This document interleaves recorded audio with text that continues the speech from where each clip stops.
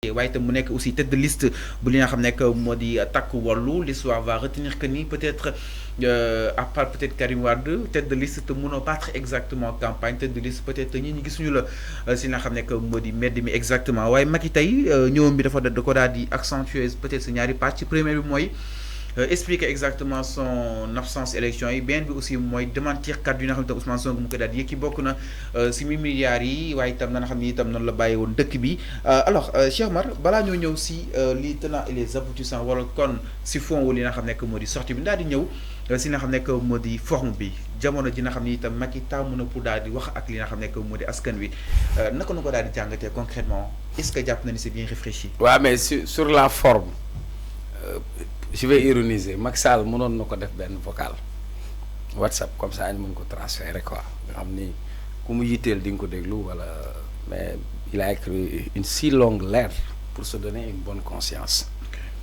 Je m'explique mbiru yàlla moo yéeme parce que Macky Sall moo jëloon Karim Wade exilé ko pour des raisons politiques. Karim Wade n'existait qu'à travers WhatsApp ba sax suñuy wax nañ naan Karim Wade day def télécampagne wala télétravail. Aujourd'hui, Macky Sall est réduit à faire du télécampagne, télétravail. Kon, ce qu'il faut retenir dans cette leçon, moi, quand tu es en position de force, il ne faut pas abuser de ton pouvoir parce que demain, tu peux te retrouver dans une position de faiblesse. J'ai analysé avec toi qu'ici, qu'est-ce qui devrait faire courir Macky Sall. Mais le président de la République, il y aurait 2 mandats. Nekkoon premier ministre nekkoon président assemblée nationale nekkoon ministre de l'intérieur nekkoon ministre des collectivités territoriales nekkoon ministre des mines nekkoon maire de Fatick. Qu'est-ce qui doit faire courir Macky Sall? Et quand elle dit qu'il vient pour sauver le Sénégal, moi je me dis est-ce qu'il ne vient pas pour sauver sa peau? Parce qu'on parle de la haute cour de justice qui devra être constituée avec 99 députés sur les 165, c'est-à-dire les 3/5. Maintenant 8 mois après, Macky Sall nous écrit une lettre pour nous dire que les Sénégalais regrettent. Qu'est-ce que les Sénégalais regrettent? C'est une question à se poser. Donc, dans la forme, Macky est réduit comme un influenceur aujourd'hui. Campagne am WhatsApp là, appel vidéo. Donc, pour moi, dans la forme, il a écrit une correspondance. Maintenant, si vous avez te ci loo xam ne nekk nga tête de liste dafa waroon yow boo nekkee tête de liste nga am taxawaay bi. waroon na mën a ñëw campagne parce que man gisuma lu ko teree campagne. war na mën a rendre compte sénégalais war na mën a ñëw xool lan Sénégal lan lañ seq ak moom ba tey parce que am na ñoo xam ne jóge nañ fi waaye bu ñu fi ñëwee kenn jéppiwu leen mais nag moom tey il devrait avoir honte de venir traiter d'autres sujets moo tax bëgguma dugg dans le fond su la neexee nag on peut glisser directement dans le fond. ba tey aussi si forme bi est-ce que yi fi am na effet productif wala kon contre-productif exactement parce que sànq wax na ko que ni mën na ko vocal indi benn lettre am une si longue lettre exactement ñoo bëggoon ñu parvenir si boobu dina xam ne que mu di mbir communication bi jàll na wala kon jàllul. waaw mais non de toute façon il a écrit une lettre bi mu bindee lettre bi. am na presse bu wax ni Macky bind na ko yaa ngi nii ñu ngi ciy débat il veut qu'on parle de lui donc terewul on parle de lui malgré ça donc ci kaw loolu le président Macky Sall su demee bay bind bataaxal ça veut dire que pexem yëpp sottiwul bu amoon lu ko gënal du bind bataaxal de ñëw neen maa ngi nii ci réew mi ne cëpp ci réew mi parce que pour man ba tey nii gisuma lu ko teree mu bañ a campagne parce que il est sur les listes électorales le fait qu'il soit sur les listes électorales ça veut dire qu'il jouit de ses droits civils et de ses droits politiques donc la véritable question c'est qu'est-ce qui a sorti Macky Sall pour que moom mu ñëw engagé wu sur le plan politique maintenant dans sa lettre il a essayé de donner des justificatifs pour dire que situation bi moo waral mais loolu waxam la boo gisee ma ne la mënoon na ko vocal mooy lettre bi amul impact boobu alors ñu ñëw exactement si au fond les tenants et les aboutissants autour de cette lettre bi nga xam ni itam Macky Sall bind na ko mais tout d'abord mu ne dëkk bi da koo bàyyee si benn stabilité da ko bàyyee si ay comptes yu vert exactement et tant d'autres élections yi am na si jàmm président bi il a été investi par le conseil constitutionnel le 3 avril exactement si aussi si jàmm en harmonie Macky jàpp nga ni Cheikh Oumar est-ce que loolu si am na si raison que ni dëkk bi da koo bàyyi stabilité dafa bàyyi aussi contours yi envers. Bah je me demande est-ce que c'est Macky moo bind lettre bi wala Macky bi muy bind lettre bi dafa nekk ci beneen planète. On a fait quand même pendant 12 ans, si on devait faire la situation du Sénégal sur l'état de droit, sur l'état de notre démocratie, sur les institutions de la République, elles ont été malmenées sous le magistère de Macky Sall. Je n'ai rien contre la personne de Macky Sall, mais taille, est-ce que Macky Sall dafa suuxat suñu démocratie? Macky moo wax ni je vais réduire l'opposition à sa plus simple expression yamul rek ci wax ko mais daf ko jëfee. Daf ko jëfee dans la mesure où quand Macky est au rêne, son adversaire principal Karim Wade Macky jël ko ni ko ràpp ci kaso bi ñetti at. ak juróom benn weer yu mu tëdd fii ci Rebeuss. ñu génnee ko réew mi guddi te xamuñu fu mu ko jëmee. te ñu àtte woon ko ci juróom benn at. ñu ne déet na waay Macky jàpp Khalifa Sall bi mu waxoon ni doomu baayam la bi Khalifa amee ay ambition Macky jël Khalifa Sall tëj ko ci kaso bi ci injustice. parce que Khalifa am na ay ambition est-ce que loolu ci démocratie la bokk. li nit ñi doon jot boo ma doon seetlu ci jamono boobu xaw ma ndax yaa ma doon topp maa la doon wax naan le loup et l'agneau la raison du plus fort est toujours la meilleure Macky loolu la mës a appliqué. Donc c'est un loup qui dévorait les agneaux. Il a dévoré Karim Wade, il a dévoré Khalifa Sall. Qui me bëggoon dévorer ci booboo wexaat mooy Sonko. Donc bu nit ñi demee ba am cette perception que la justice elle est instrumentalisée, c'est sous le règne de Macky Sall qu'on a vécu ça. C'est sous le règne de Macky Sall qu'on s'est retrouvé avec des détenus politiques, des détenus d'opinion. C'est sous le règne et le régime de Macky Sall ci la ñu coupé suñu ay internet.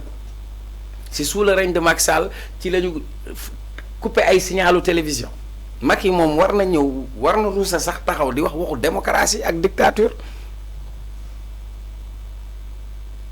ma jàll ci beneen nee na daf ñu bàyyi ci réew mu am dal. Est-ce que Macky bi mu fiy jógee am nañ dal. réew mu am dal boo xam ne plus de 80 morts loolu ci jàmm la bokk. loolu ci dal la bokk. un pays boo xamante ni séparé wu nañ. deret di tuuru.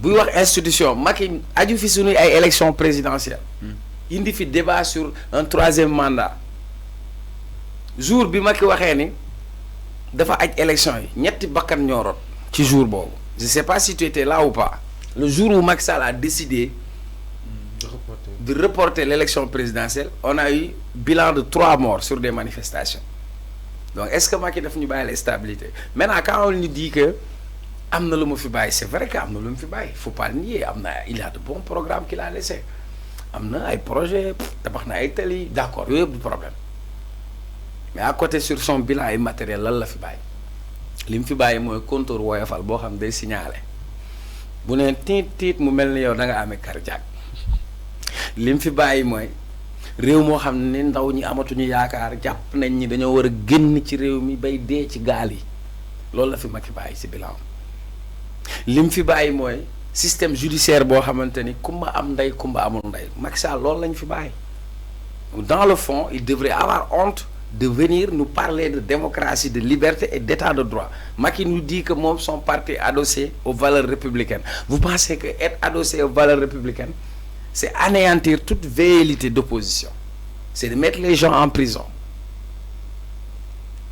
non Macky je crois que dafa juuma il devrait être le dernier à s'adresser aux Sénégalais parce que pour moi il n'a pas fait preuve de courage. Alors, le courage c'est d'assumer son parcours le courage c'est de dire moi à Macky Sall mon bilan c'est ça maa ngi nii mais dem toog fa la distance pour nous pondre une lettre ben mënoon na ko focal quoi. Alors au-delà justement de l'aspect stabilité réew mi c'est na xam ni itam noonu la ko bàyyi les conditions parlant de finances Macky aussi àdduna si daal di jëmale il s'est prononcé sur l'actualité suite à la sortie d'Ousmane Sonko sur les 1 000 milliards retrouvés dans un compte ki nga xam ne que moo di Macky Sall jàpp ne ni loolu moo tax suñu baar di wàññeeku de plus en plus waaye itam suñu signature di menacé wu de plus en plus par rapport ak calomnie yi nga xam ni itam jàpp nañu Ousmane Sonko mu koy daal di yëkki di ko jëmale si régime bi nga xam ni itam jóge woon na fi exactement Macky le fait que mu remettre en question la signature aussi notre crédibilité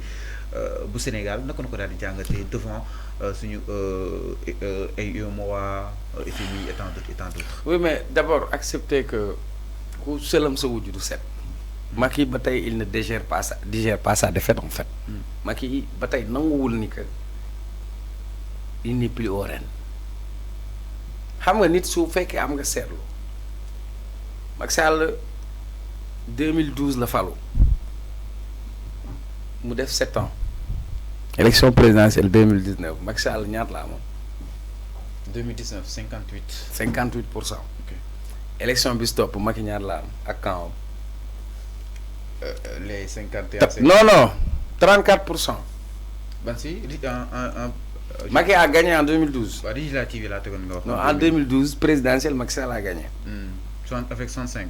en 2019 mu wàcc. 54. 58. 58%. te 34. en 2024 34%. qu'est-ce que ça signifie? Ça signifie que sa popularité mu ngi wàcc. popularité bu Amadou Ba. Amadou Ba c'était le porte-étendard de Macky Sall.